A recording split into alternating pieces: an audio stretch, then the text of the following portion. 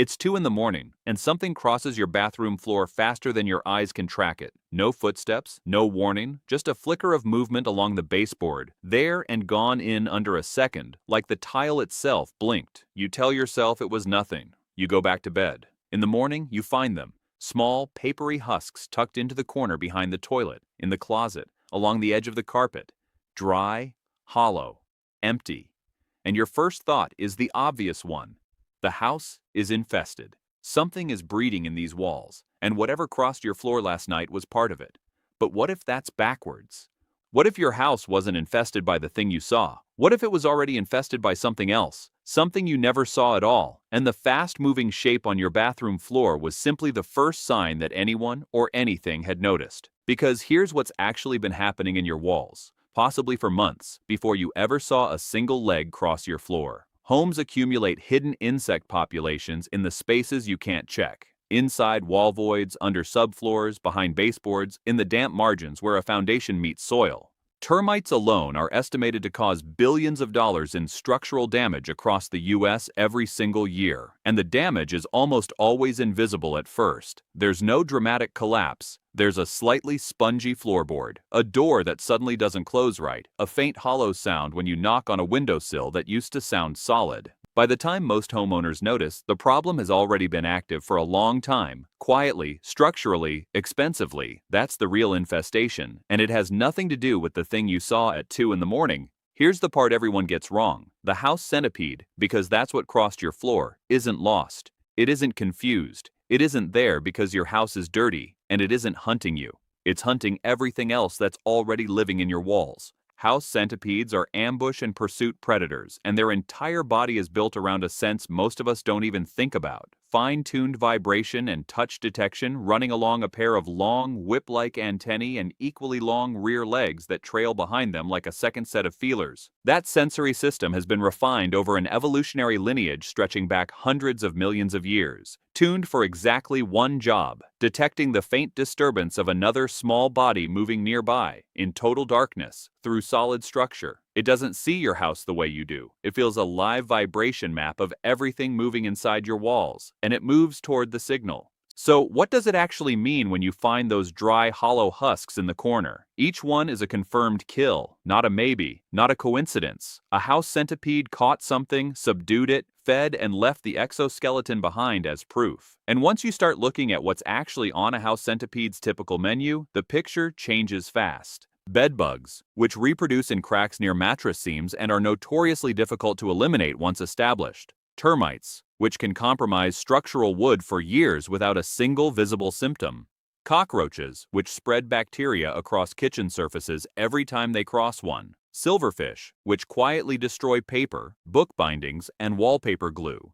Ants, which scout your kitchen for a food source and then recruit an entire colony to it. Carpet beetle larvae, which chew through wool, fur, and stored fabric. Small moths, whose larvae feed on pantry goods and stored grain.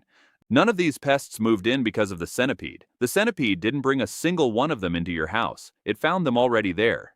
If this is already changing how you think about the fastest thing you've ever seen cross your bathroom floor, that's exactly the kind of reframe this channel exists for. Subscribe if you want more of it. Every week, we dig into the hidden science behind the backyard and household creatures most people misunderstand and turn the fear into something closer to respect. If you've ever seen one of these in your own home, tell us in the comments, did you kill it or did you let it go?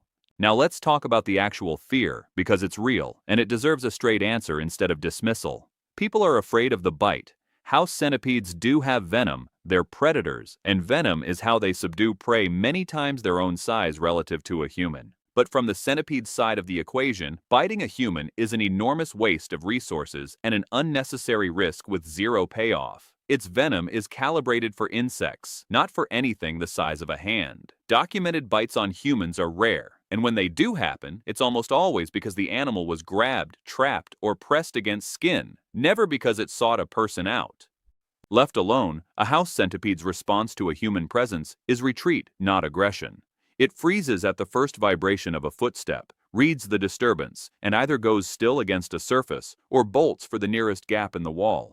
An animal that's actively hunting, moving in short bursts, pausing, antennae sweeping, at a distance from a calm, quiet human, has absolutely no interest in you. You are not on the vibration map it's reading. The insects behind your baseboard are. Here's the part that actually reframes everything from beat one. That husk in the corner isn't evidence of a problem, it's a receipt. If a house centipede visits a single room 3 nights in a row and successfully catches even 2 or 3 insects per night, that's 6 to 9 confirmed pests removed from your walls in under a week, for free, with 0 chemicals and 0 labor on your part. Scale that across a month of activity in a house with an active hidden pest population, and you're looking at dozens of insects quietly cleared out before you ever had to call anyone.